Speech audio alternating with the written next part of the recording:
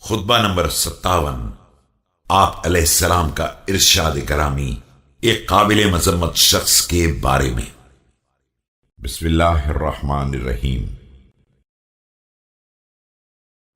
آگاہ ہو جاؤ کہ عنقریب تم پر ایک شخص مسلط ہوگا جس کا حلق کشادہ اور پیٹ بڑا ہوگا، جو پا جائے گا کھا جائے گا، اور جو نہ پائے گا اس کی جستجو میں رہے گا۔ تمہاری ذمہ داری ہوگی کہ اسے قتل کر دو، مگر تم ہرگز قتل نہ کرو گے۔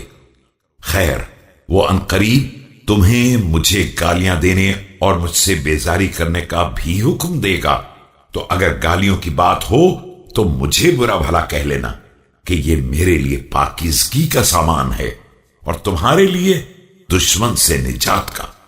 لیکن خبردار، مجھ سے برات نہ کرنا کہ میں فطرت اسلام پر پیدا ہوا ہوں اور میں نے ایمان اور ہجرت دونوں میں سبقت کی ہے۔